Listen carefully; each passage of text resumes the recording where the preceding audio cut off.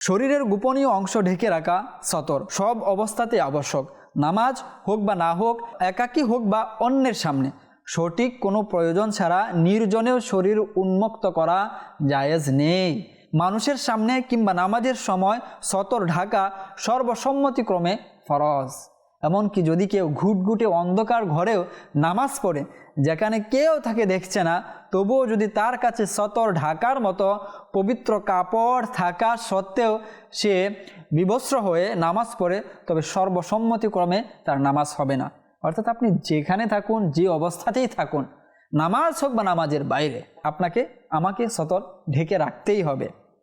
এমন একটা চমৎকার মাসালাও জানলাম যে ঘুটঘুটে অন্ধকারেও যদি আপনার কাছে পবিত্র কাপড় আছে, আর বলছে এখন তো কেউ দেখবে না, অন্ধকার রয়েছে, আমি কাপড়হীন বা সতর যেভাবে রাখতে বলা হয়েছে সেটা ব্যতি রেখে নামাজ আদায় করে ফেলি, না, নামাজ হবে না।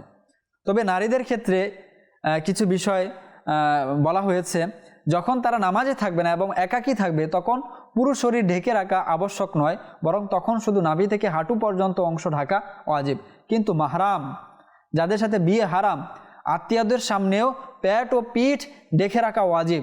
অর্থাৎ খুব কাছের রয়েছে, মাহরাম রয়েছে, যেমনি বাবা মন চায় তেমনি চললাম না, পেট ও পিঠ ঢেকে রাখা বলা হয়েছে এমনিভাবে যে এর সৌন্দর্য, এর যে ঘটন আকৃতি রয়েছে সেগুলো যেন প্রকাশ না পায়, সে ব্যাপারেও বলা হয়েছে।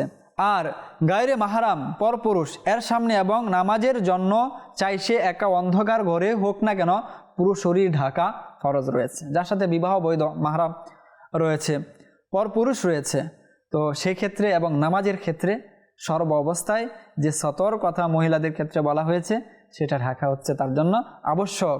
এমনকি যুবতী নারীর জন্য পরপুরুষের সামনে মুখমণ্ডল খোলা রাখা থেকেও বিরত থাকা আবশ্যক। যে চলে গেলাম মুখমণ্ডল খুলে, তো সেক্ষেত্রে আমাদেরকে একটু ভাবা উচিত। সেক্ষেত্রেও কী বলা হয়েছে, মুখমণ্ডল ঢেকে রাখা সেটা আবশ্যক করা হয়েছে।